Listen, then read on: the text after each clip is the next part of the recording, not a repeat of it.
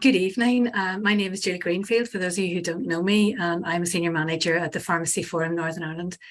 You're all very welcome tonight to SEIPS, the Swiss Army Knife of Human Factors, the second in our three-part webinar series, A Systematic Approach to Insulin Safety in Community Pharmacy. The Zoom recording has already commenced. The reason we're doing that is just to create a lasting sort of resource, and we'll have that on the our website for those who can't attend. Just as usual, if you drop off the Zoom, please rejoin us again and we'll get you re-entered in. And if you're not appearing by your own name, if you would just drop your name in the chat if it's not in the tile on Zoom as your own name, just so that we know who you are.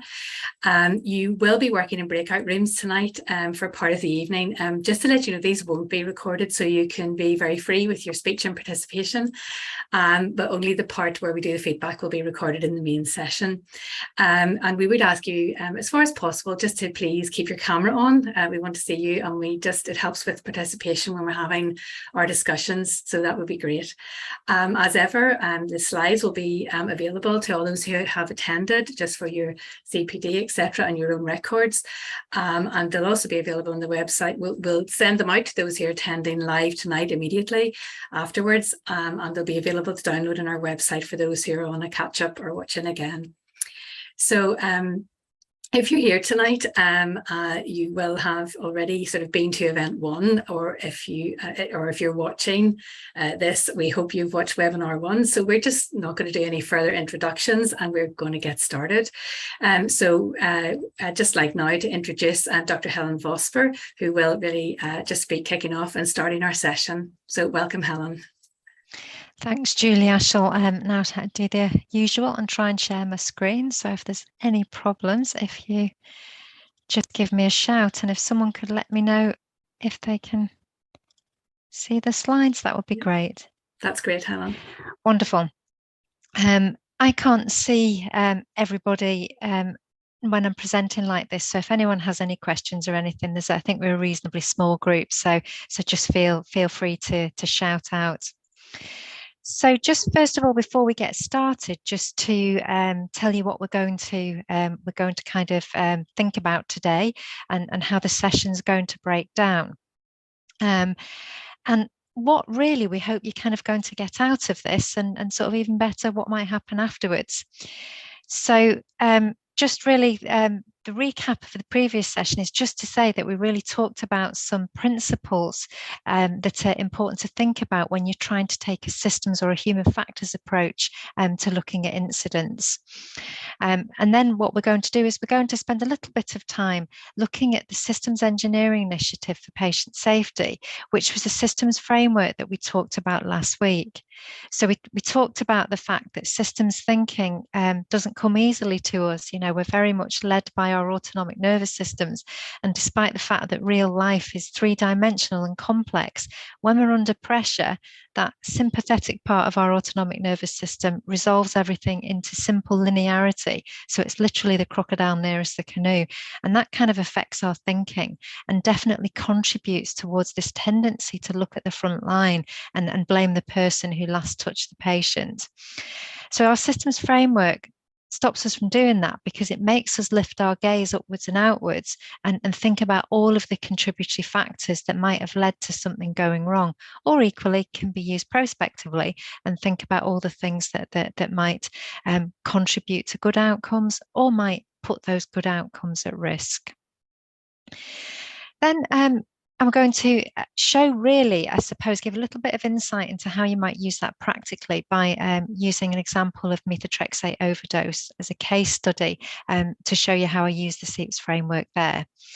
And then after that, I'm going to hand over to Paul, and he's going to show you that SEIPS is actually a pretty flexible tool and can be used in lots of different ways, depending on what it is you're trying to do. Then after that, what we're going to do is we're going to go into breakout rooms where we'll work in 3 groups. And we have another case study for you, this time related to an insulin overdose scenario. And you're going to have a go in those groups at applying SEIPS to see if you can tease out some of what went on, or actually work out areas where you think you might need more information. And then we'll come back together to the main room and we'll compile all our findings and try and come up with a kind of rough and ready first go at SEIPS. Then after that, we'll look at ways in which you might actually reflect on what we've just done and how you might take that forward to thinking about insulin safety in your own environments. And then we'll talk about what session 3 might look like and hopefully get some volunteers to have a go at doing this for real. Okay, so I'm going to start by looking at what in NHS England would call a never event. I assume you're familiar with the idea of this, that some people describe them as being things so bad they should never happen.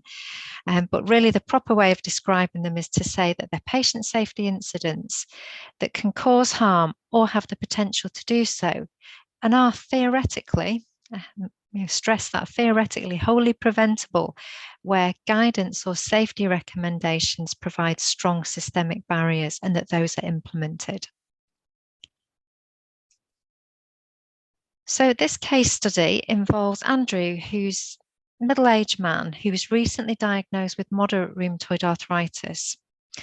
But his imaging suggested that the disease was relatively long-standing. And it turned out when he spoke to the GP that his mother was affected and he just thought it was part of normal aging, so he didn't really see it as abnormal. And it was only when the pain had become quite significant that he sought help. So he was referred to rheumatology. Now, when he came back from his first appointment at rheumatology, he'd been prescribed methotrexate, and his prescription said that it should be given once daily, dispensed as 2.5 milligram tablets. He was also given folic acid to counteract the side effects of methotrexate. I'm sure you all know this far better than I do, but methotrexate is an antifolate. It's a chemotherapeutic agent. But when it's given as a chemotherapeutic agent, it's invariably given under a much more supervised set of conditions. So probably in an outpatient clinic where the patient would be being seen regularly, and the prescribing there would be indeed daily. If it's given as a disease-modifying anti-rheumatic drug, in the case of rheumatoid arthritis, it's given at a lower dose and it shouldn't be prescribed daily. It should be prescribed weekly, once weekly. If you have rheumatoid arthritis, you are at increased risk of cardiovascular disease. So he also ended up on a statin, and he was on ibuprofen as well. And because he was on the non-steroidal anti-inflammatory, he was also given PPI cover. So I'd ask you here if you can spot any problems with his prescription here, which I'd be interested in your thoughts, if any of you have any thoughts on this. It doesn't matter if you don't have any, we can come back and perhaps talk about them at the end. Anyone have any thoughts about this prescription? He doesn't need the PPI daily because he's only taking the NSAID PRN. Okay, so possibility with some of the bits in light blue. What do you think about him being on ibuprofen?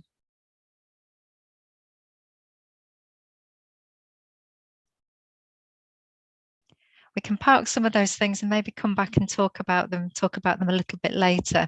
But the main problem here is that he was prescribed methotrexate daily rather than weekly, even though he had rheumatoid arthritis. So it was supposed to be used in this weekly way. So Andrew was supposed to come back 2 weeks later, and when he came back to the clinic, he wasn't very well. He had quite a few symptoms. So he had a nasty cough, which turned out not to be COVID. He had significant ulceration of the soft tissues of his mouth. He had some very unfortunate gastrointestinal disturbances, and his blood suggested that his white blood cell count was a bit low, and also that he possibly had was starting to have some form of kidney injury. Now, this is a never event according to NHS England. So if you look at the NHS England list of never events, methotrexate overdose is only a never event in very specific circumstances.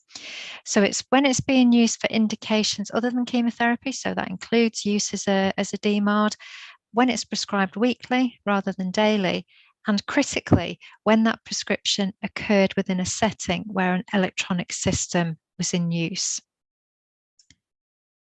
But remember, if it's a never event, we need to have this robust systemic barrier. And this is the barrier as defined by NHS England. So all electronic prescribing and dispensing software programs must include oral methotrexate alerts and prompts. So it should tell you if you're trying to dispense or prescribe it daily rather than weekly. This system was indeed compliant with that requirement, and it turned out that the prescriber had disabled the alerts, so they'd switched them off. Now, I'd be interested if you had any thoughts from your own experiences, why you think the prescriber might have done that, might have turned these alerts off.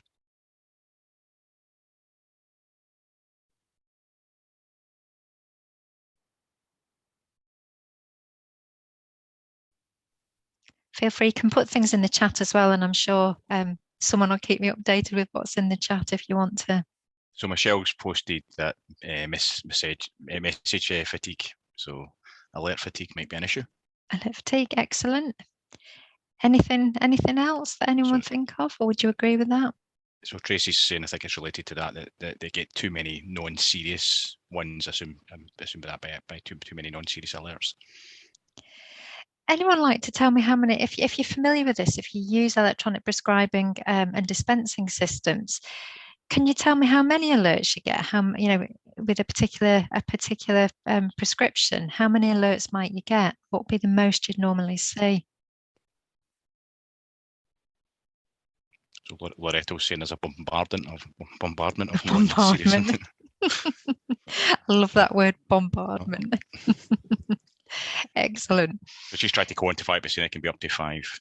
Up to 5. Brilliant. Thank you so much. That's very helpful.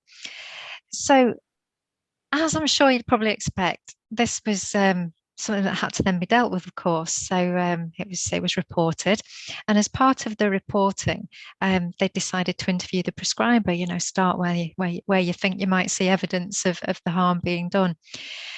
And when the prescriber was interviewed, they were really, really distressed. And straight away, they just said, yeah, I turned off the alerts. And they said, yes, it's my fault. I turned off the alerts. But they did say that they were very busy. And initially, they were extremely concerned about Andrew because they could see harm had occurred, but they were very, very concerned about their own job. And they worried they might actually get sacked. And the line manager said to them, because it's the line manager that was interviewing them, it wasn't in their power to actually decide that. And of course that meant the prescriber got really distressed because she then returned and said, everybody does it, it's not just me, everybody does it. And then the line manager suggested a couple of days off work, which of course she interpreted as meaning that she was just being shuffled out of the door, so she was even more distressed. And the findings, as you might expect, came back that yes, the prescriber was at fault. Yes, they shouldn't have turned off the alerts. That was very naughty of them. So we'll give them a nice dose of retraining and then put out some warnings to remind people not to turn off the alerts in the future. So last week we talked about the importance of last time we talked about the importance of taking a systems approach, and we introduced the systems engineering initiative for patient safety, which is this framework for helping you take that systems approach. Now, if you look at it, it has 3 parts to it. So on the right-hand side, we have outcomes. Now, outcomes include all the outcomes, because remember, if we take a systems approach, we don't consider outcomes in isolation. So the outcomes are those related to the patient in terms of, clinical outcomes, but also patient satisfaction, and patient safety is obviously an important part of that. But it also includes employee and organisational outcomes, things like financial performance of the organisation, but also staff well-being and satisfaction. And if we think about this scenario, there are a number of immediately obvious outcomes there, aren't there? So the patient was harmed, Andrew did actually suffer some damage, and we can see that we ended up with a distressed member of staff who was forced to do retraining, and then the organisation had to issue a load of alerts to try and stop it happening again. Those outcomes are delivered by our work processes. And remember that the work processes aren't just the care processes, they're everything else as well that happens around the care processes. So everything that keeps the show on the road. Now, we have a reasonable understanding, I would say, of outcomes and processes in the sense that that's the way all our healthcare systems tend to be oriented. We reward by outcomes, don't we? We punish by outcomes, and we're all fairly obsessed with our processes, certainly our SOPs. So we feel we have a reasonable sort of understanding of those. But the bit that we don't really think about is the bit on the left-hand side. So that's the work system. So all a system is a set of entities that are united in a common purpose. And those entities include all the things within the system. So that can be the things that you can see. So the people in there, the tasks they do, and the tools and technologies they use when they do those tasks. But the work also happens in an environment. And the environment, this is an important thing to remember, especially when we move on to the insulin event later, is the environment in this model is actually two separate parts. So it's the physical environment in which you work, but it's also the external environment, going all the way up to the kind of policy and legislative aspects of care. And it's also happening within a specific organizational context as well. When you undertake your work processes, you force interactions between the work system entities. And it's the nature and quality of those interactions that will determine the success or otherwise of the outcomes. So just to give you an example of what I mean by an interaction, if we think about, say, measuring blood pressure, you use a SFIG to measure blood pressure. There's a person involved, you're measuring the blood pressure, but there's also the patient involved. So you have two people there, you have a piece of equipment, and the task would be to measure blood pressure. Now, when you undertake the process of whatever it is, so perhaps you're assessing cardiovascular risk for this patient, do that task and you force an interaction. And the interactions might be, say, the person finds it difficult to use a piece of equipment because the equipment isn't well designed to help them measure the blood pressure. Or it might be that the person wasn't trained properly, or it might be that the person is a bit lacking in experience. But it might also be other things like perhaps it's a bit cold in the room and the patient's got a long sleeve top on that's causing a bit of problem with measuring blood pressure, but they don't want to take the top off because they don't want to get cold. And so you're struggling to measure the blood pressure because of an environmental fact that's causing problems. Now, some of the interactions will be ones that will really undermine you, and some of the interactions will be things that really support what you're doing. And when we undertake this systems approach, what we're trying to do is dig in there and find some of these interactions. And if we understand some of those interactions, we can actually think about redesigning in our work system that keeps the good interactions in and gets rid of the poor interactions. And that's really all this systems framework is about. Now, I'll give you an example of a little bit of how this is applied to the methotrexate case. But first, I just want you to think about what happened in that investigation. So where we looked at our prescriber, they admitted they'd done it, we agreed they'd done it, and we decided they were at fault, and we did the retraining. So if we put that here on this SEIPS diagram, that's an interaction between a person, the prescriber, and the tool and technology. Hopefully that makes sense. They turned off the alerts, and so that interaction was at the bottom of what went wrong. Now, I don't know about you, but if you look at that, it seems a little bit of a waste, doesn't it, having that whole big work system, and all we've done is been able to put one thing on it. So if you think about that investigation, it doesn't really look as though a systems approach has been taken, has it, to the investigation? And this is an investigation. Remember, Paul talked last time about these concepts of work as imagined and work as done.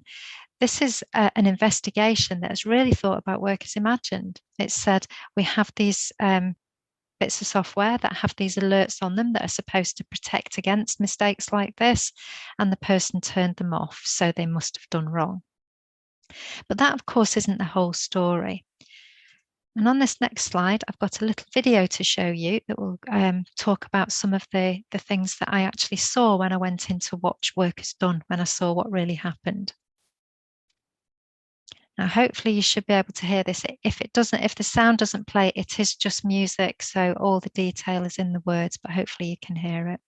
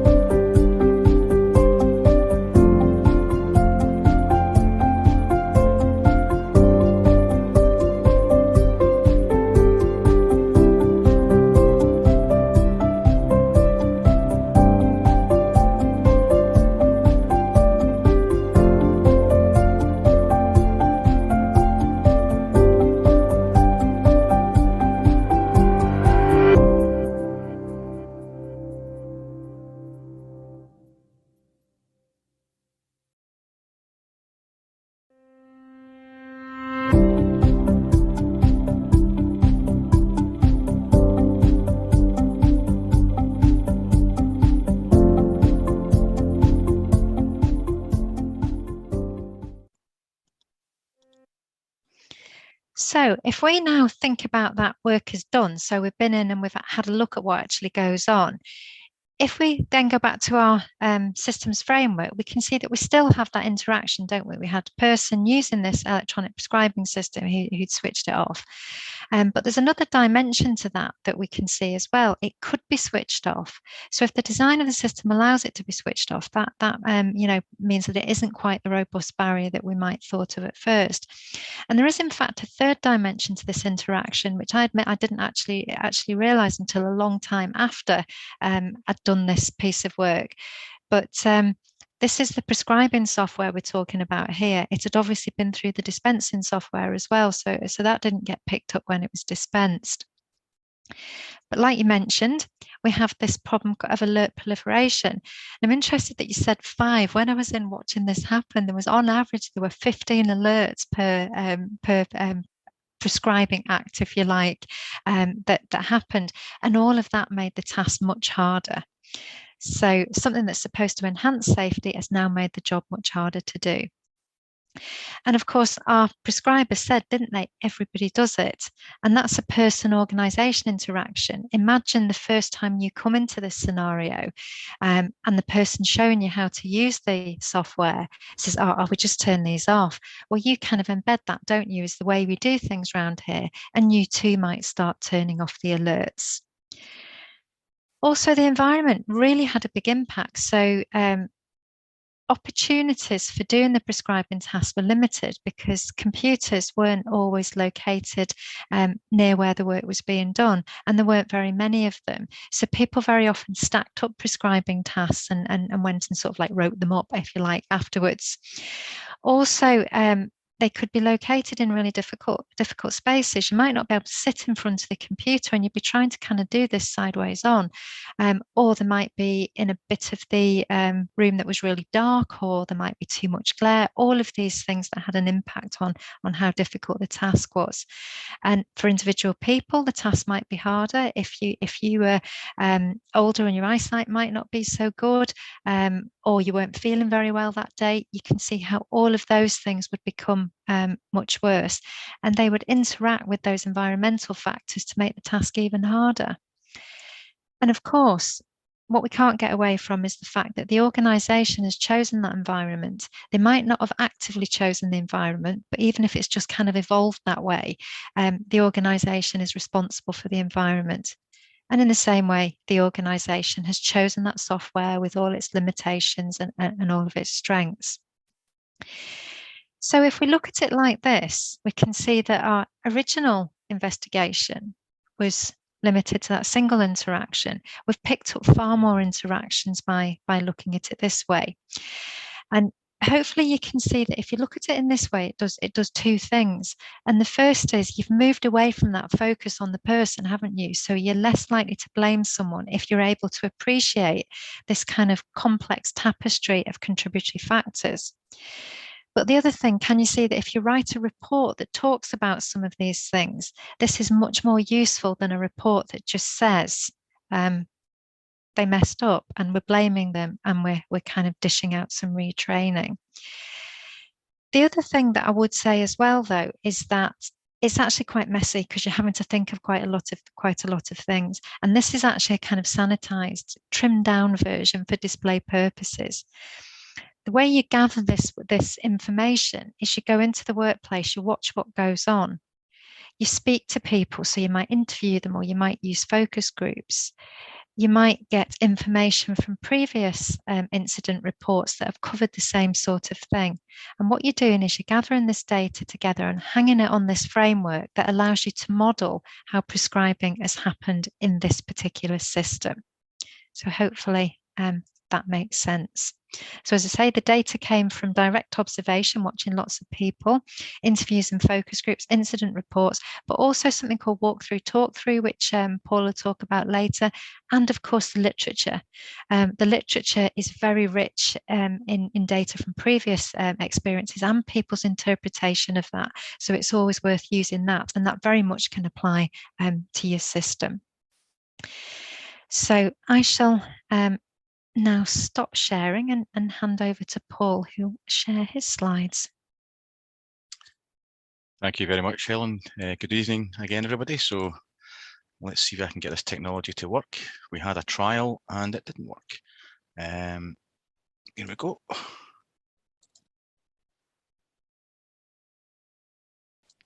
Yeah, you've done it this time, Paul. Brilliant. Thanks. Still not working for me yet.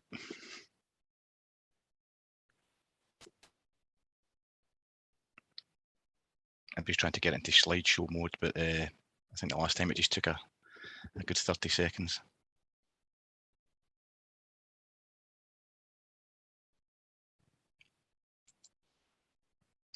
Yeah, here we go. Is that okay? So thank you very much, Helen. So what I'm trying to impress upon everybody this evening is the multifunctional purpose of this SEIPS framework that Helen has introduced. So I've been involved in this for maybe 8 or 9 years now. And I've lost count of the number of clinicians and managers across all care sectors, and whether they're a trainee or a senior consultant and everybody in between who has bought into this approach as a kind of multifunctional problem-solving tool. So much so that the framework that we're going to introduce you to, we've got a very, very simplistic worksheet, which I think you've got a copy of. Those who have bought into it in a big way don't even use it because it's embedded in their head the way they think about the nature of problem solving within their own clinical context. So whether it is they're looking at something that's gone wrong, or they're trying to think about designing a new care process, or designing an improvement intervention, or designing a standard operating procedure, they're thinking in systems. They're thinking about these different systemic elements that Helen has outlined and the interactions that can occur to give rise to outcomes that you want to achieve, and more importantly, those that you don't want, you're trying to avoid as such. And so I appreciate that you may not have access to incident reporting and learning systems, which are quite big, certainly in the secondary care side of things, where there's an expectations that clinicians and others report everyday safety occurrences. So the SEIPS framework on its own can help to design how these incidents are reported and how they're categorised, and what the contributory factors are that give rise to the particular events in question. And so, as I mentioned, we can use it to think about our own care system designs and redesigns, or process designs and redesigns. For those of you in the educational world, it's now being used by those who teach clinical skills and are involved in designing scenarios for simulation.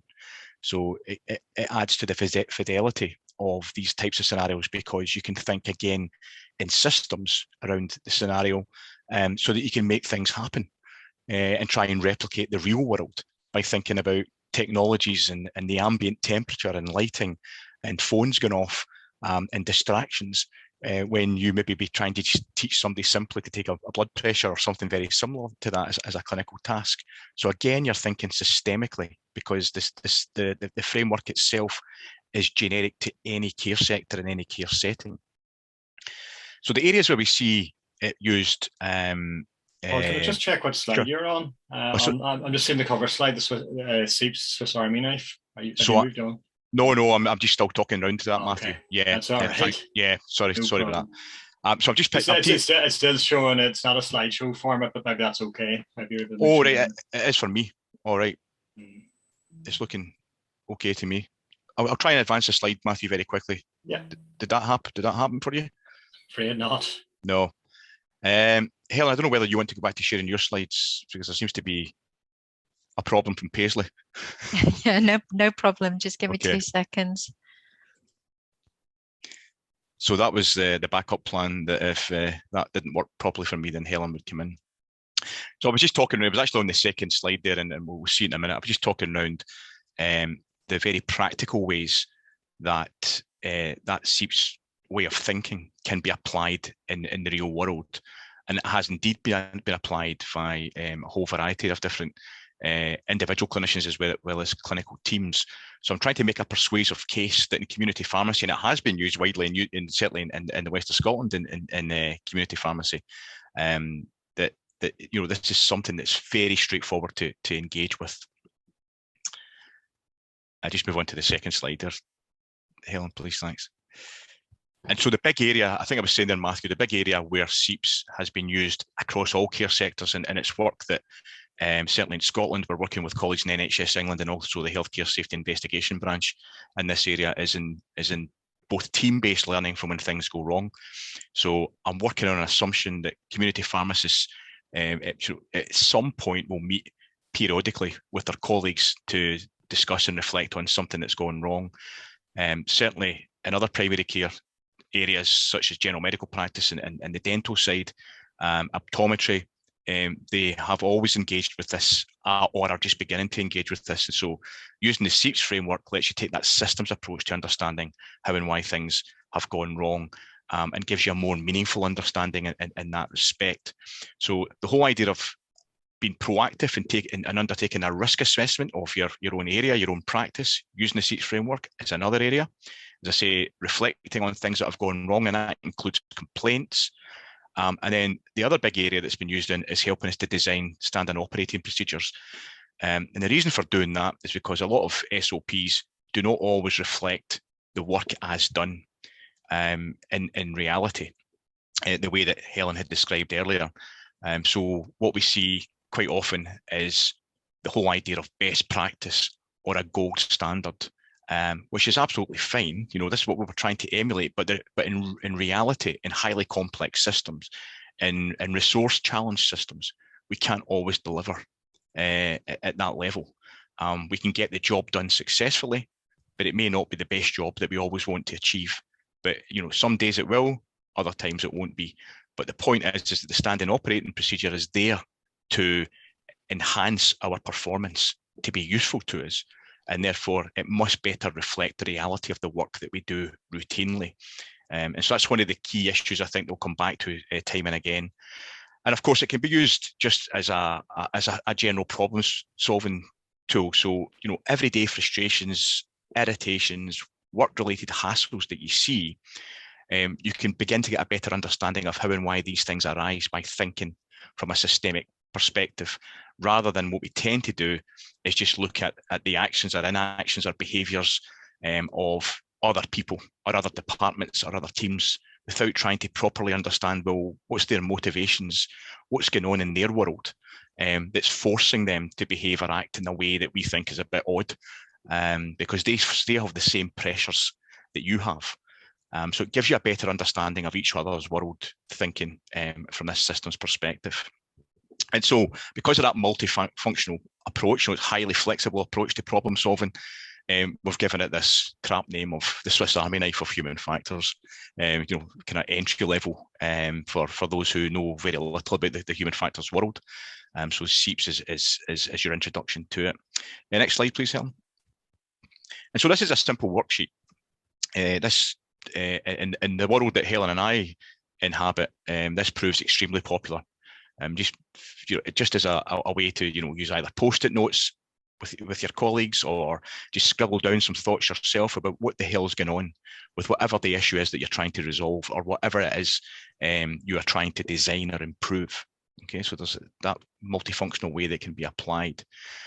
I've seen in the hospital side, I've seen middle grade and senior doctors, and this was a new thing, but we've now heard multiple examples of this, is using this approach to go to executive teams or to medical directors as a way to tell a system story. So to visualize to those in power, with power and influence, what's going on in their system that is causing problems and needs to be resolved. And it works very well. So we've had that feedback that's another way that this tool can be used to go and tell a system story to those further up the hierarchy in a visual way that gets the points across very quickly about, for example, where resource is needed most, or what the problems are that need to be addressed at a different level, perhaps even a policy level. So that's the front end of it. It's just a simple A4 sheet. On the reverse of it, next slide, please, Helen. And I know we know this is a bit messy, but if you were taking a few minutes of it, you could quite easily tease this out. So you've got a quick explanation of how this SEIPS, of the actual SEIPS framework itself, and some of the guiding steps to applying it. And then we introduce this concept of performance influencing factors. So performance influencing factors come across all the system elements as Helen had described earlier. And I'm just going to very quickly take you through each systemic element. I'm not going to get in any detail at all. So next slide, please, Helen. Oh, sorry, there's a definition of performance influencing factors. So these are the issues that that we explore as part of the SEIPS process, because they shape success or they hinder it. Okay, so a performance influence factor can be both a positive and a negative. So they refer to those immediate and background work conditions that can influence our own performance. And so they can contribute to things going well, okay, or not going well. So they can directly to those unwanted outcomes, such as patient safety issues, or even to do with the well-being of the workforce in the example there that's given as staff burnout. So another concept to get our mind around is this whole idea of performance influence factor. So that's, you know, another takeaway that can be used again as part of any problem-solving activity. I mean, you know, when you're working every day, you know, the whole issue here is about what's going on across that environment that's degrading or supporting the work of you and your colleagues. They are known as performance influencing factors, and there's a whole bunch there. We won't go into them. So from the people issues, and by people we mean both patients and carers and families, as well as those in the workforce, as well as those who visit your community pharmacy as well. And so there's a whole range of issues here about, you know, obviously from the patient point of view, it's about their clinical condition, the complexities therein. From your own perspective, it's about what type of psychological and physical pressures are you under. So we can get issues around fatigue, musculoskeletal impacts, depending on the type of physical work that you may be doing. You're on your feet quite a lot. And then there's issues around education and training, issues around psychological safety within your practice. So the preparedness of you and your colleagues to put your hand up to raise issues that may be uncomfortable for some. So for example, safety issues. You know, depending on what the culture is like within a care team, then that may or may not influence the preparedness of people to speak up around issues. So there's some of the person level influencing factors. Next slide, please, Helen, please. And then there's the tasks, you know, so being hugely qualified, expert clinician pharmacists, you have a lot of knowledge about complex things, a lot of knowledge about carrying out complex tasks. Some of them can be quite hazardous, you know, and some of them take quite a bit of time and are quite demanding. So these are the sort of things that we tend to explore as well. We need to be cognizant of. And of course, there can be issues here that impact on your performance. So you can be distracted and interrupted, but sometimes that's necessary. Sometimes it's not. And these are issues we need to try and explore and understand, because the reason it might be necessary is because there might be other issues going on within the team or within the practice that need resolved immediately. You might be more senior than people, so you might have to give a decision quickly to keep the work going, to get the job done in the other side of the practice as well, instead of holding things up. It's not ideal, but it's the nature of working in a highly complex care system. But quite often what we see is the whole idea of distractions and interruptions are a negative issue, and they can be a negative issue, but they can also be positive. Again, we need to explore that. So they're just some of the task factors. The next one's the tools and technology, and Helen's played on some of that. So the big thing from our perspective, from human factors as a science, is about usability and about safety with medical devices.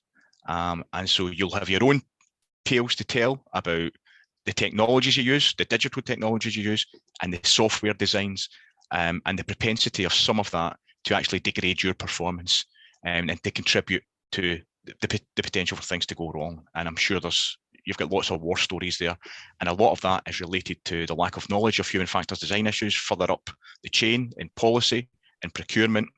We could save billions, and we could save many lives, and we could save many well-being issues with the workforce if we just focused on the big ticket items like the usability and design of these types of technologies that we are forced to use most days. And as Helen said, that you guys have very little say, if any, in the procurement of them. And never mind being involved in any usability type evaluations before they're even bought. And of course, one of the issues we see here is the influence of the physical environment. And that's an issue that clinicians rarely consider as being something that impacts on their own performance and also the performance of their colleagues. So how the noise, the lighting, the layout of the physical environment in your immediate workspace, the whole idea of clutter, things being messy, the lack of standardization, things being crowded. These issues, although you think you cope with them most of the time, then over time, they irritate the hell out of you without even knowing it, and they can contribute to inefficiencies in how you do your work, and also the potential for things to go wrong as well. Next slide, please, Helen. And then, of course, there's the organisation of work. So teamwork and communication, leadership within the team. We've already mentioned the prevailing culture.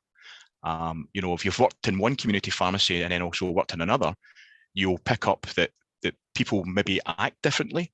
Their values might be slightly different. Their behaviours might be slightly different. Their priorities might be slightly different. The way they do things might be slightly different. These are indicators of the prevailing culture within those care teams. Okay, so it's the way they do things, as opposed to the other pharmacy is the way they do things. Now, it's not to say one's right or wrong. You may pick up that you prefer one practice, one particular area of practice because you think it's safer, or you think it's more efficient, or whatever the case may be. And that's how we can all learn from each other. That's one way of doing that. But there's little cross-fertilization in that respect. So organisation of work is extremely important. Factor to be explored, and there you've got some prompts there for you to think about. And the next one, please, Helen. And then so we've got the external PIFs in, and we've got a double slide there. That should talk about some of the external issues there. So the external issues are issues such as policy, procurement issues, regulation, guidelines. So the types of things that are external to the practice, external to the organisation, but can have an immediate impact on how the work is done. Targets, okay, what you can buy and what you can't buy, how you're supposed to do things and how you're not supposed to do them. Sometimes all of these things are externally driven. So a very classic example, and I don't know if it applied in Northern Ireland, but certainly in England and Scotland, we had the 4-hour waiting targets in emergency departments. Now you can, if you're a frontline practitioner in A&E, that's at the back of your mind the whole time. That 4-hour throughput is at the back of your mind. So that externally imposed target, whether you agree or disagree with it, influences how you do the work at the sharp end of practice. Okay, and we don't really know what knock-on effect that has, whether it's positive or negative or not. I think the feedback from the front line is largely not so good, but it's just a classic example of an external influencing issue on performance by those at the sharp end of practice. So on that note, that's very briefly at a high level, SEIPS described again. I'll hand over to Helen. Brilliant, thanks, Paul. Sorry there, I went onto this slide too quickly. That was slide sharing as done versus slide sharing as imagined, I'm afraid. Okay, so it's now time for you to have a go at doing this, and this is the scenario that we're going to look at in the breakout sessions. Now, I should have checked this earlier. I don't know how you pronounce this. Is it Tugeo? I mean, coming from Manchester, it's probably Tugeo. But a patient, anyway, had suffered an insulin overdose because they'd been prescribed the wrong insulin pen. Sorry, not been prescribed the correct insulin pen, but the wrong insulin pen was dispensed.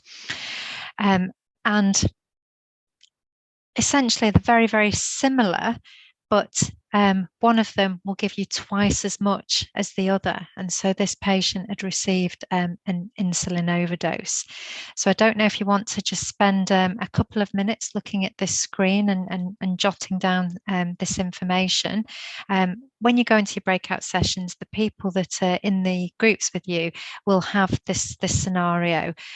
So if you haven't got everything down, you can ask them to go over it again. But basically what we're going to do is we're going to use that SEIPS framework to have a think about this incident and perhaps explore some of the things around it that might have contributed to it. Now, it can be a little bit off-putting when you first start doing this because you think, well, how do I do it? What do I actually do? It all looks fine when someone presents a sort of finished version after the end of the analysis. But this is exactly how we would start if we were using this. We would take that sheet that you've seen there, and we would work our way through an incident. We would decide where we needed more information, and we would try and seek that. But we would also start thinking about all the different system entities and how they might have interacted to contribute to that outcome. Now, when people say, how do you do SEIPS? Very often what I say is it's these conversations that you have. So you might end up recording something on this page and you might put it all together nicely in a report. But the real doing SEIPS is these conversations. And hopefully that will become apparent to you as you work through this in your own groups. One of the things that is often said about human factors is that it's a stunning glimpse of the obvious. And when anyone reports back, everyone says, well, of course, I knew that anyway. But once something is pointed out to you, it is immediately obvious. What is obvious to one person is not necessarily obvious to someone else. And what you're really aiming to do here is to work with lots of system stakeholders in order to ensure that you get a glimpse of those stunning glimpses of the obvious across the whole system, so that we're all sharing the same insight and we can use that as a model for improvement. So everybody's SEIPS will look different. And when we come back to the main room, I'm sure we'll see loads of similarities, but we'll also see different bits between the SEIPS. And this combination approach can be really useful in getting information and insight. So I think I will stop sharing now, and hopefully then Sharon will be able to do her magic and put us into our groups. We're back in. It went a lot quicker than I thought, but it did. Was that really 20 minutes? It didn't feel like very long at all, did it? So yeah, I was just going to say we could have gone on a bit longer. Yeah. I think we could have talked for weeks, and I think that's one of the things to bear in mind. We've spent 20 minutes talking about that, and often when you're looking at an incident, you might be limited to a really short period of time. You've got 15 minutes to look at it, and you can see how that is a challenge when you're trying to think about these wider systemic issues. Now, Angela, are you still able to? Have you got something that you can share with us to show us the SEIPS, or did your technical issues prevent that? I have that here. Oh, you superstar. Thanks, Matthew. Do you want to? Give me about 1 minute here. I just need to tidy it up a little bit. But I'll put it up, and just bear with me that you'll have to put up with my skills on PowerPoint in real time.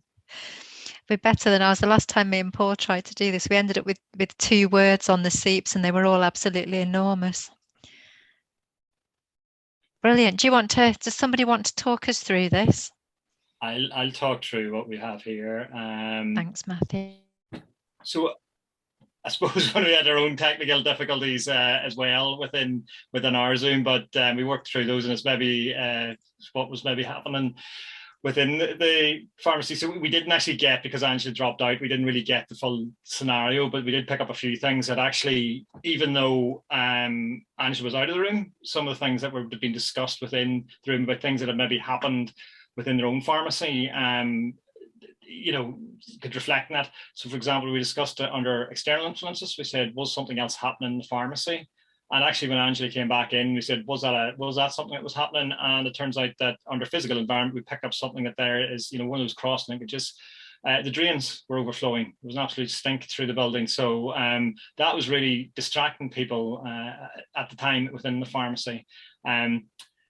Technology and tools, going over to that. There was no warnings. We did pick up on that from Angela, that a warning didn't come up that this was a different there's a familiar device here, or you need to be know about this.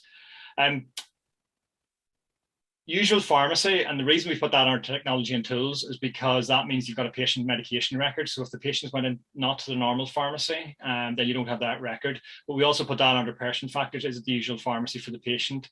And also maybe perhaps even an external influence as well, because you've no real control over who walks into the pharmacy. So it's beyond your control. Packaging's very similar.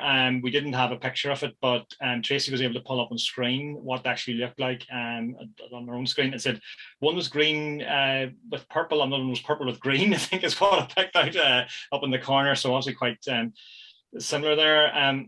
Sorry, the job tasks and looking at that, were there any extra checks in insulin? Was it just taken run as mill? We didn't pick up whether this was in this, but it was mentioned by somebody on screen that they had never seen one of the insulins before, so they'd only seen the one type of insulin. I suppose that adds a little thing is, if you haven't seen it before, how do you know it exists? It's kind of like the black swan kind of insulin that. And was the insulin dispensed? Was it shown to the patient before handover? So who knows best about their insulin but the patient? The organisation of the work, we thought about what was the staff ratio. We knew it was a Friday, I think Angela came in then with, but we don't know the time of day. Was lunchtime an issue? Was it that there was less staff on the normal? And also we mentioned then, is there assumptions, maybe not about instance, but instance where an incident can happen because you're assuming somebody else is doing something, somebody else has got it right, somebody else is checking something. Physical environment, we mentioned the drains there, but also the separation of medications. How well are they separated in the fridge, if there are two in the fridge at all? And then going back to the person factors, wasn't too sure where training fits, and maybe he's going to elaborate on that a bit more. Is that a person factor or is that an organisation thing as well? So that's where we got in the 20 minutes. I don't know if anybody else in the group wants to chip in there.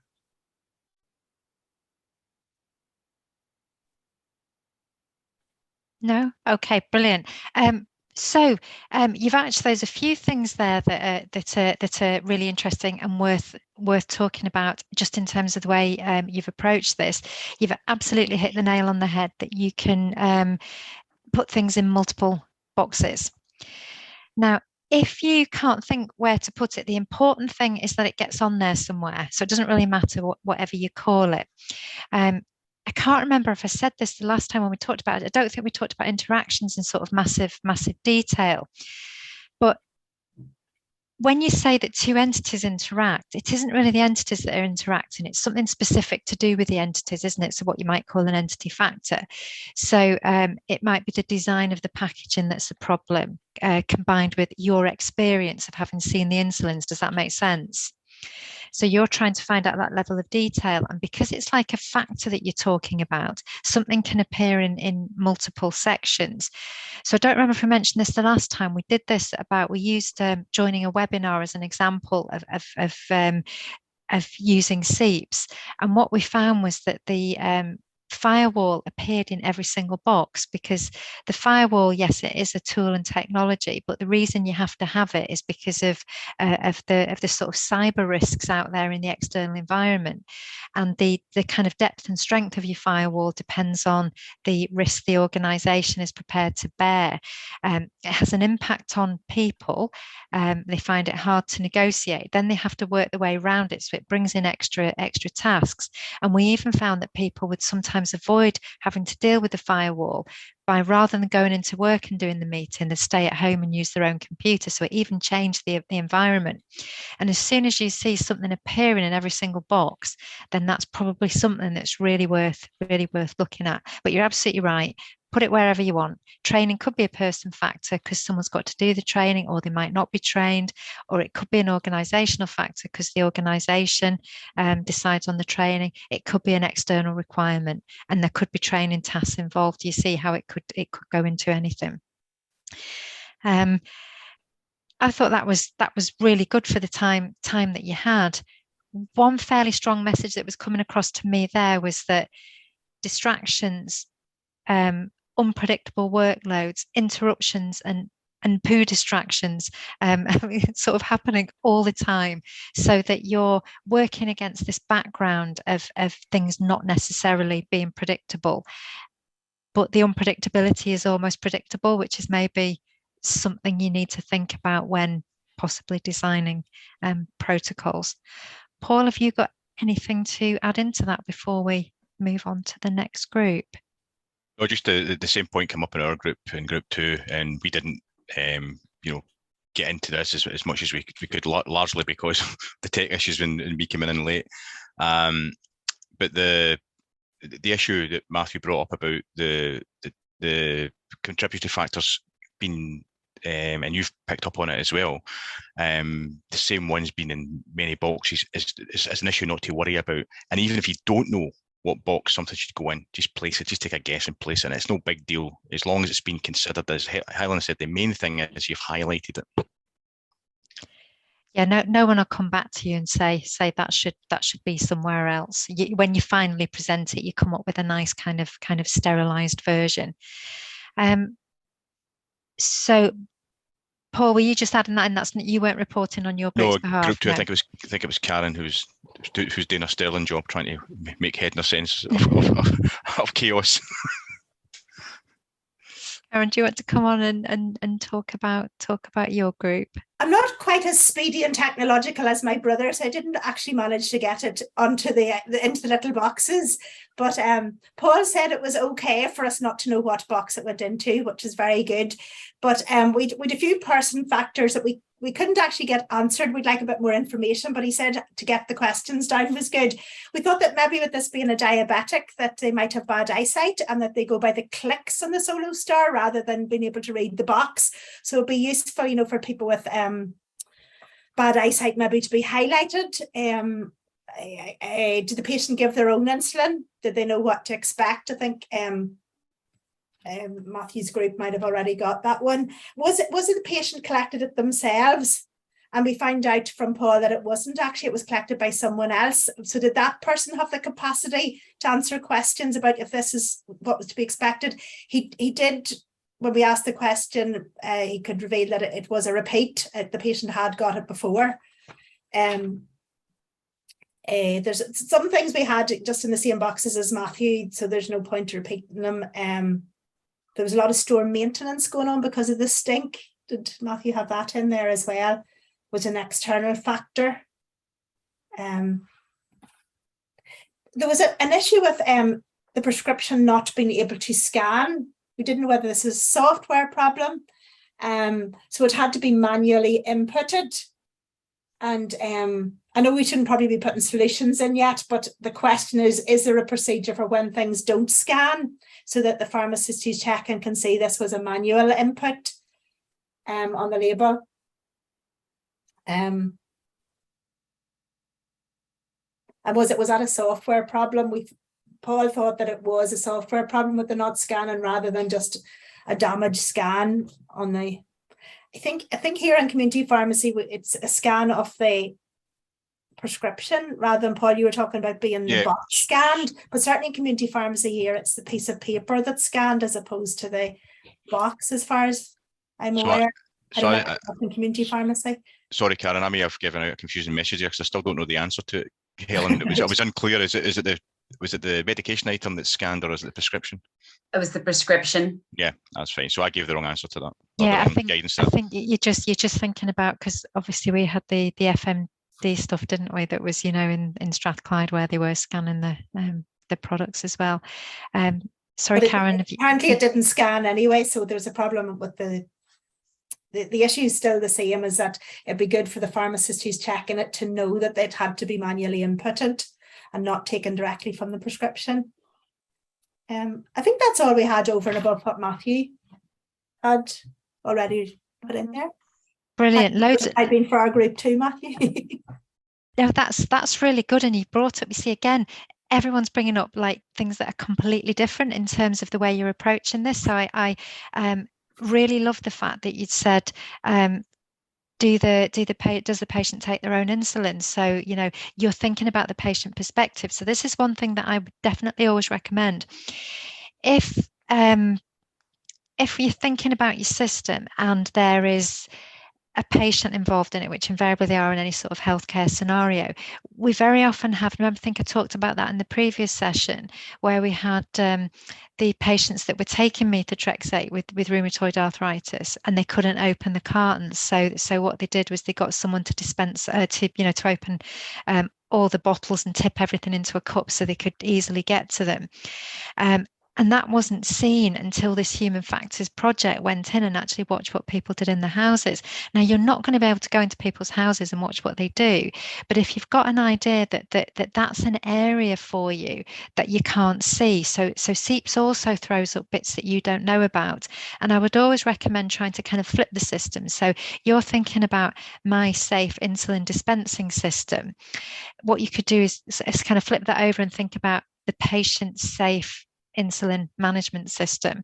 And then that starts making you think about questions that you might want to ask the patient to actually build a bigger picture of how they manage it, because that's a very interesting question, isn't it? You know, I mean, how much a patient contributes to safety. But what's interesting as well is the device is actually designed for patient use. It's designed predominantly for patient use. And if you look at the regulators would say, you know, if when it comes to the device design, they're designing it for the patient, not for the healthcare professional. So that starts to bring up a whole host of other things, isn't it? It's designed for the patient, but you're having to interact with it when you dispense it. So there are challenges about who things are designed for. So I think, yep. And then the other thing brings it on to exactly that. You say you shouldn't be solutionizing. Now, you're absolutely right. You do leave that until the end, but it's a very legitimate question to ask. Barcode didn't scan. Does the procedure cover that? You know, so if something goes wrong, does the procedure actually talk about that and how you would resolve something that's not gone correctly? I think that's. I can't read my own writing now. I've written down notes as I'm going, and it's so bad I can't tell what it is. So that's really, really valuable stuff in there. Think about the patient perspective. Procedure could be a sort of safety barrier here, but we might need to look at that in more detail. Anyone? Tracy's cat wants to add something. Tracy's cat's got an opinion. Apologies, I'm trying to fight him off here. Oh, it's so cute. That's been the nice thing actually about the pandemic, is seeing everyone's pets, especially the puppy dogs and things. It's lovely. So has anyone else got anything to add to that before we go on to the final group? Breege, are you happy? Are you happy to talk about? Yeah, sure. Brilliant, thank you. A lot of what has already been discussed came up in our group as well. A few additional things.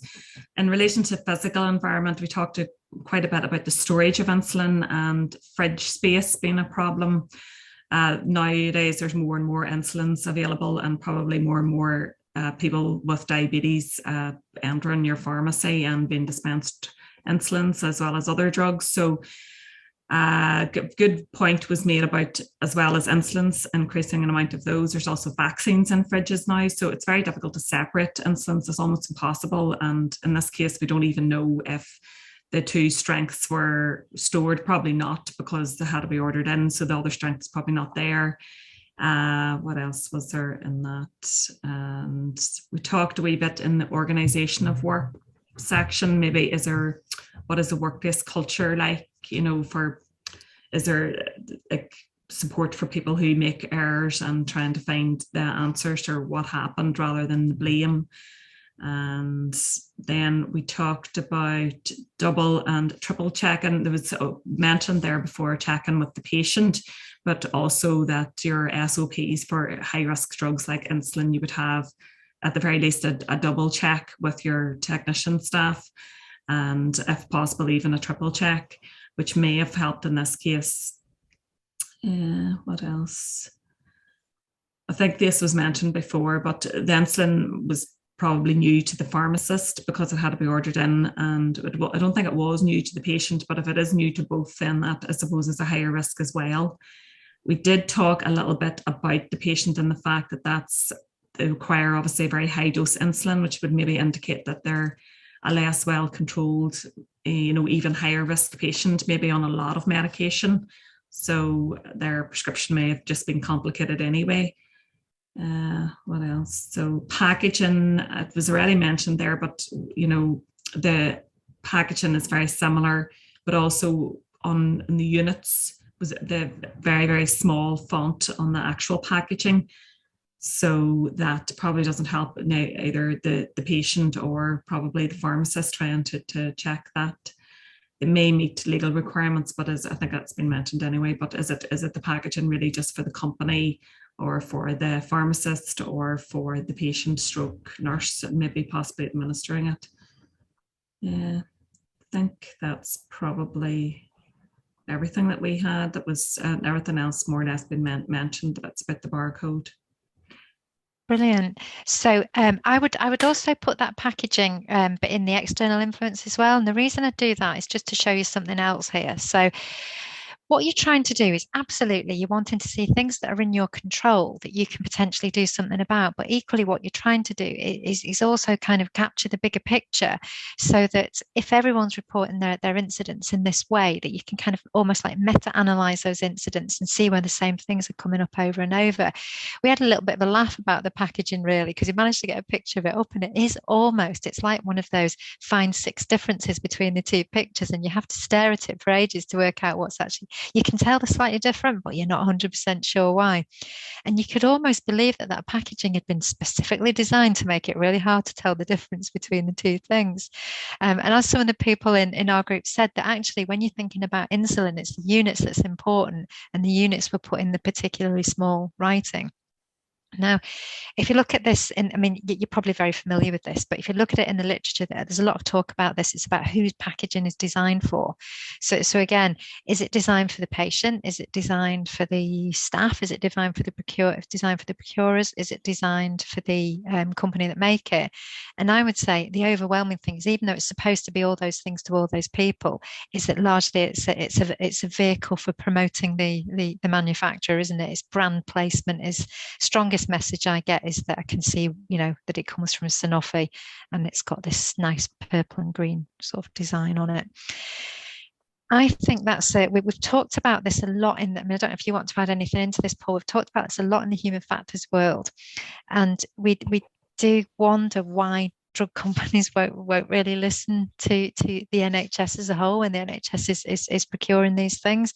But I think pressure on manufacturers to think about the impact of design, of devices, design. I mean, with the high strength insulin pens, there have been a number of incidents where the problem has come about because a healthcare professional has used a device that the manufacturer would say, well, that's not our problem because we didn't design the pen for you. We designed the pen for the individual patient. But in the same way, going down to the really small level, a lot of the issues around insulin or significant increase in incidence that we're seeing are to do with these high-strength insulins. And of course, these high-strength insulins are here because of patients who have significant insulin resistance, and they can't take the number of units they need. If it was single-strength insulin, the volume would be too big to inject. So there's something around, can you reverse that to some extent? Can you make patients more insulin sensitive? And to me, that's the kind of thing that is perfectly suited to the community pharmacy, management of these long-term conditions that require lots of lifestyle interventions. I think you're really well placed for that sort of thing. And you can see how if you could get people back onto single-strength insulins, you might not have some of these problems.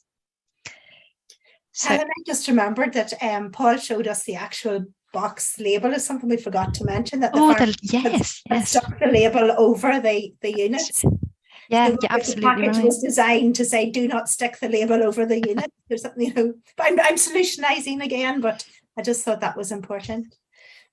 I'd forgotten about that, but can you see how much stuff we've got in here now?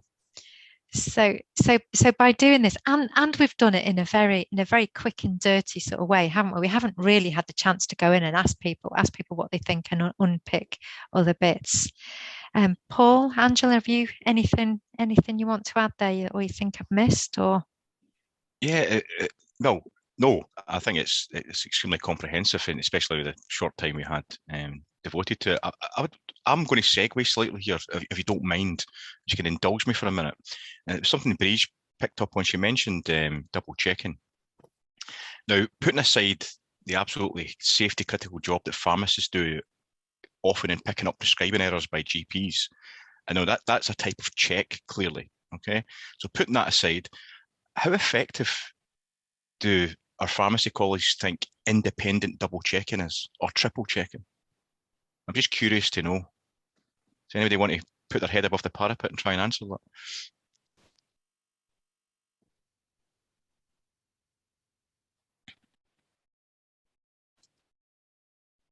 Is there an assumption that double checking is a safety mechanism? Yeah. Okay, so the evidence isn't great at all for independent double checking, and so maybe not in pharmacy, but certainly in other care sectors. So, for example, on hospital wards, and that single checking is when they do the studies, and there has been a number of studies, single checking is actually marginally better than double checking from a safety point of view. Where the issue is problematic is that it's an efficiency issue. So what we find is that all these double checks that are adding no value to safety are actually taking people away from work in other areas of other areas of activity. So I just wanted to raise awareness of that, because that's the latest evidence from a human factors point of view, and it's quite controversial because double checking or independent double checks are assumed across healthcare globally to be an effective safety mechanism when the evidence says otherwise, or is beginning to say otherwise. Yeah. So I just thought the disclaimer from the SPPG, I think, will be the jury's out in that one at the moment. Right. I mean, a lot of the incidents that we would investigate, you would often see that there's no double check. The other thing to say in the dispensing process is that they would recommendation would be that one person does the label, one person collects the medicines and the other person does the final check. So it's like, I suppose you could call that a double check. Like, yes, the double check at the end is good as well, but if you have lots of people involved in it, that reduces error as well. Yeah. And that's a brilliant example, Bridget, of what I wasn't meaning, but it's perfect. Yes. Because what's been split up there is 3 independent tasks. Yeah. So when I was talking about independent double checking, I was usually going independent double checking in that sense, because it's not really independent, because somebody is just asking somebody to check something while they're working at the same time, and they just have a quick look at it and say, oh yeah, that looks great, and move on. And that's what largely the double check mechanism is in lots of places in healthcare. The way you described it there is a much more meaningful and effective way. Yeah. Absolutely. Yeah. And Paul, I just want to come in there, because you are right. There is, the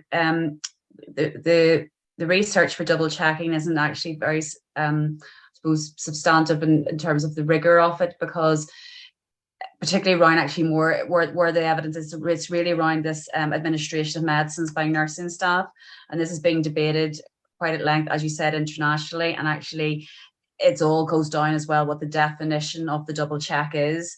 So it is a space that actually does require further research, which has been taken up, I understand, by the research body in England.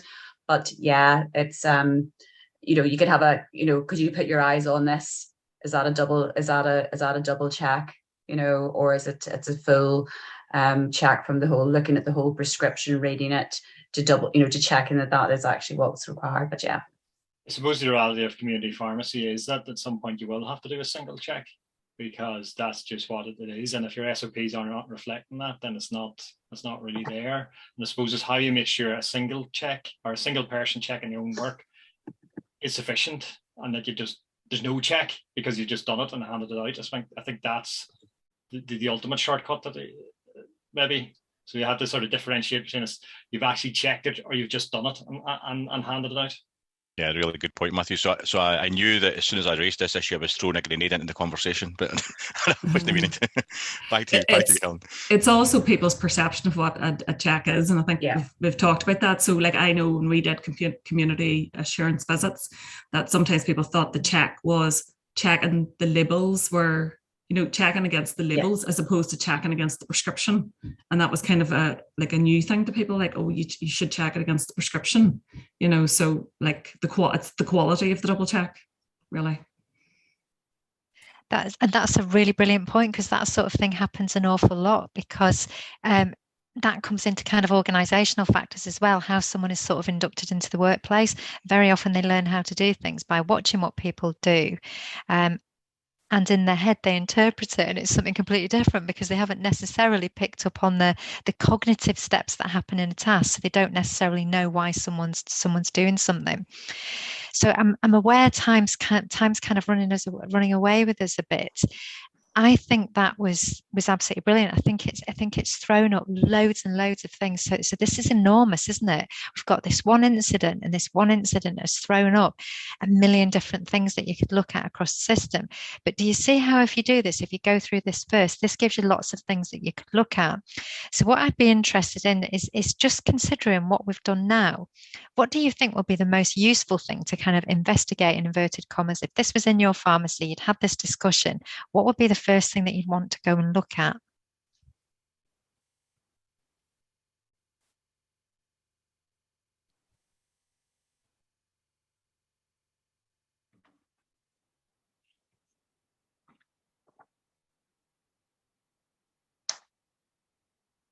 Or are you overwhelmed now and just going to lie down in the corner and cry because it's too hard to do? Because I wouldn't blame you if that's what you thought. I would want to, Helen, and I'm the mother of a diabetic child who's on insulin. I think you cannot overestimate the power of the patient actually checking it themselves, or the parent or the carer, and having that double check with the patient, and whether, even if it's somebody else that collects it with insulin.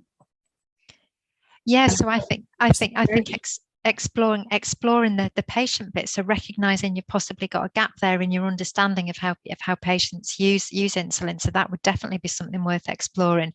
There's a couple of things that I'm itching to get my fingers on sort of like right now, and a couple that I'd like to go and kick some butt at a much higher level about, which we probably can't do anything about.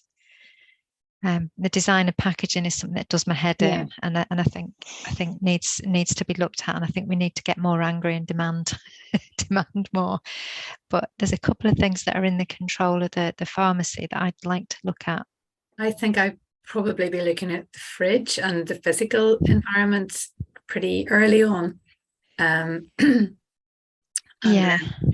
then well, the external, the poo in the dispensary, the poo smell, that is something that contributed, but it's maybe fixed if it's been, a maintenance issue, but it contributed, but maybe it's not something that, you want to check and take forward because it was only a one-day thing, hopefully.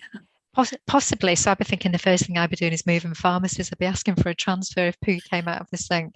But while the poo thing is kind of a little bit funny, although it probably wasn't at the time, but it's about recognizing that that's a kind of distraction or an interruption, and perhaps thinking about those things happen all the time, don't they? Whether it's someone coming in, asking questions, whether it's being the responsible pharmacist and you have to go away from the task you were doing to deal with something else. The interruptions and things like that may be a regular part of your work, and it's maybe about thinking. The next thing I was going to suggest possibly was thinking about procedures, about whether your procedures are designed for procedures as they're done, so procedures that cope with those kind of things. But the fridge definitely is something that I would be interested in looking at.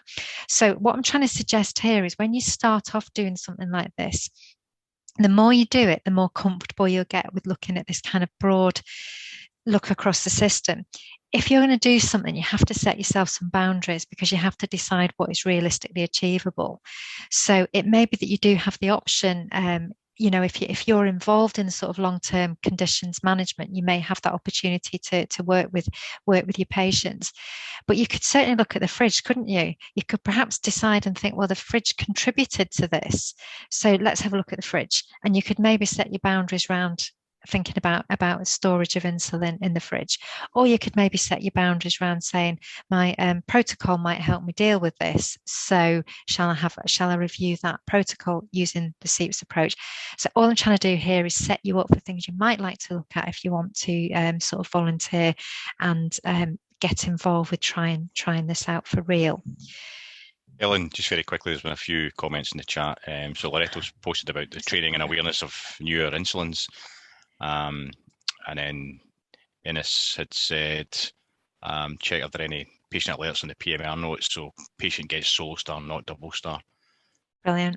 Okay, another few comments. Look into why the script didn't scan, Tracy's saying. Yeah, and it would be interesting to know how frequently that happens as well, because from what people were saying, it does happen quite a bit for lots of different reasons. So now I think, do I need to share slides again for you, Paul, and we'll run through that into this in 90 seconds, because it's just to try and Okay. ram home the point to colleagues. It's just a follow-on for the session I did earlier, and it's to show you how we've used SEIPS in different areas of healthcare, and also some areas which have got some similarities to community pharmacy. How these particular topics were led by clinicians such as yourself, who had the ideas. We brought the kind of methodological approach, which they bought into. So next slide, please. Helen, please.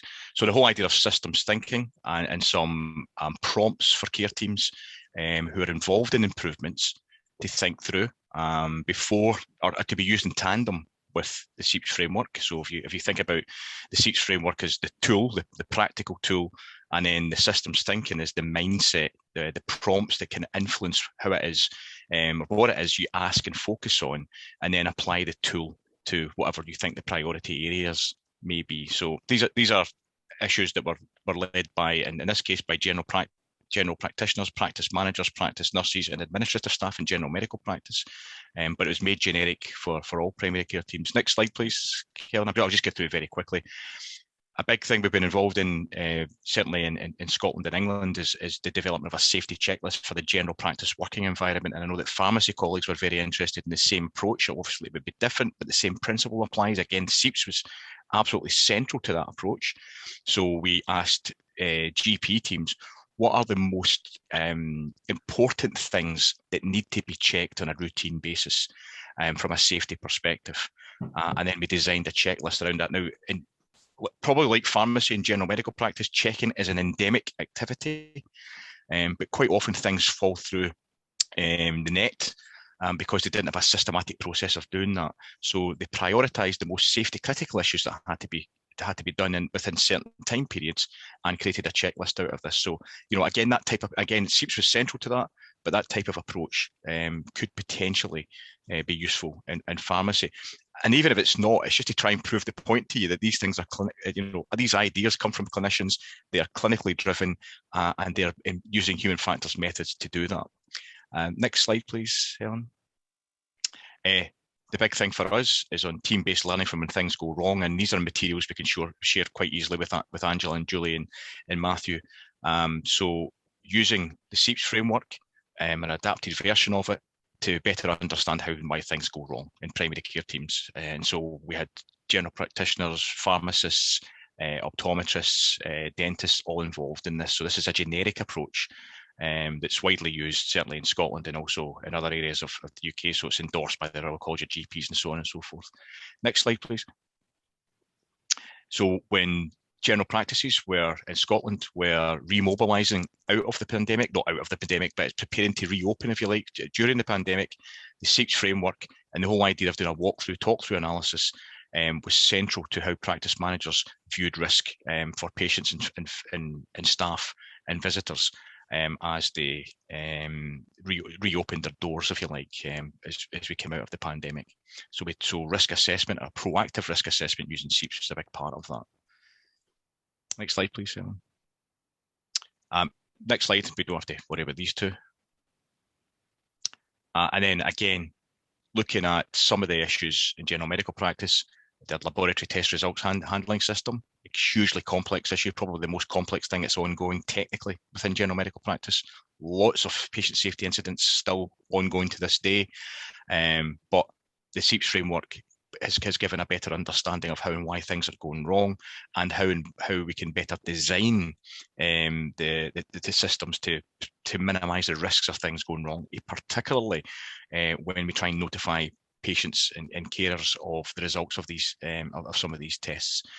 So again, another example of where SEIPS has been heavily used. And final slide, I think it is. So the design of work procedures. Okay, so we call work procedures just a generic term for a standing operating procedure, a checklist, a protocol, a piece of guidance, a job aid.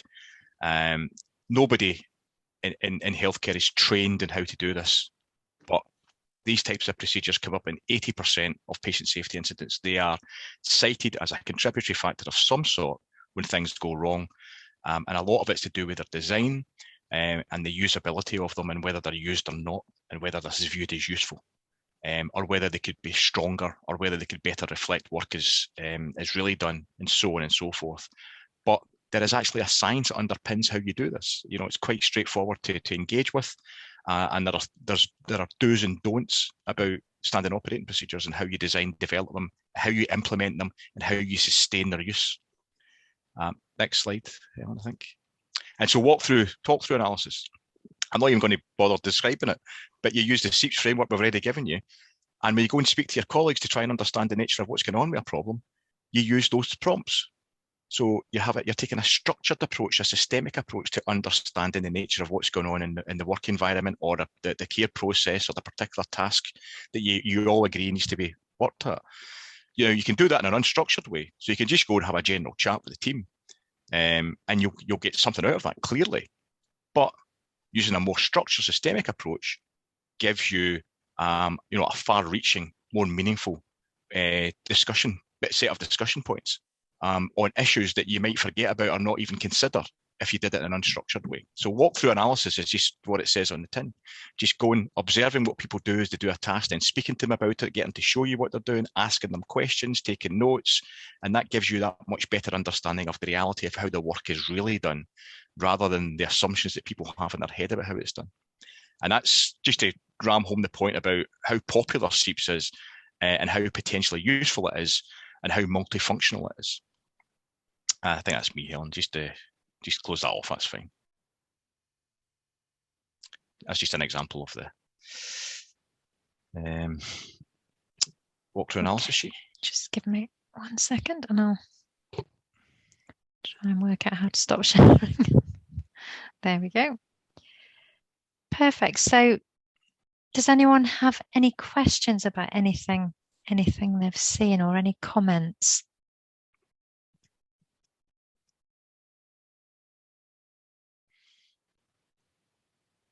Does this seem something that you would find useful and be able to have a go at doing? Because you were all doing SEIPS. I mean, I'm really, really pleased with how well everybody engaged with that. That was so, time went so quickly.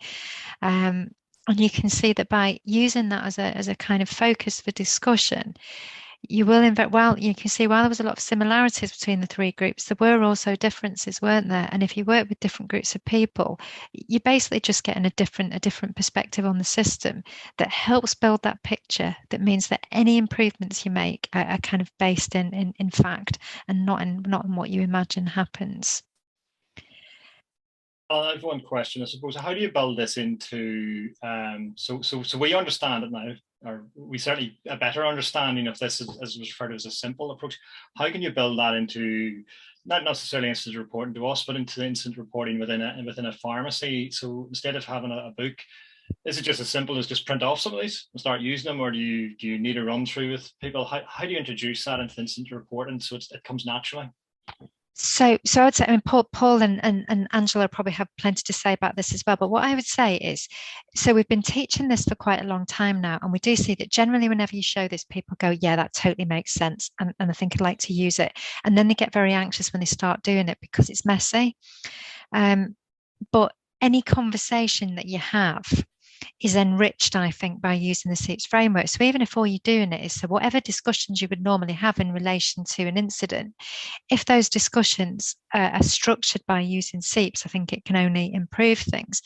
But where I could see the real value of this, you see, is if you're bearing that in mind, if you're thinking about in terms of SEIPS headings, what you're doing is you're in effect using a shared language for reporting, which means that incident reports will mean much more to people. So if across the health service and everywhere else that we're able to use these headings, if you like, for contributory factors, then it would be much better, wouldn't it, when you start looking at across all the incidents to see how many times, for example, is it that there's a tool and technology design issue, or an organisational issue that influences it, or combinations of both, because sometimes it's about how organisations approach procurement, isn't it? And by grouping these contributory factors, then the ones that are most common are the ones that then most useful for kind of further investigation. So you could, I mean, ideally it would be great if the reporting systems actually asked you to report sort of under these headings, but there is nothing to stop you. Just eventually you'll get it. It'll be embedded in your head, and you'll do it naturally. You'll go into an environment, you won't even speak to anyone. You'll be so busy looking for the equipment, looking at the environment. So yeah, start off with them as prompts, and eventually they'll become embedded. Paul, Angela? Yeah, just that last point, Helen, and to Matthew, I shared that at the beginning, that those clinicians, of which there are many trainees as well, who have bought into this in such a way that they no longer use the worksheet. It's just embedded in their head, and that's, to us, a great way of thinking about applying this approach. Because the big problem we have is the focus on people in healthcare, but often for the wrong reasons. So we it's a natural psychological tendency to blame people or to focus on people's behaviours in some way. This automatically takes you outwards away from that. So, you find yourself thinking in more systemic terms without even using the framework, because you've kind of learned the 6 buckets off the top of your head, and you know what the twin aims are, which is to improve system performance and human well-being at the same time. And that's the feedback that we continuously get when we evaluate from clinicians. So I think you just have to suck it and see, just have a go, be a bit messy, but you get there eventually. Yeah, I was just going to say, like, where you maybe have, like, on your maybe an incident report forms, like, or maybe say what was the contributory factors, that's it. Use this as your framework to explore that.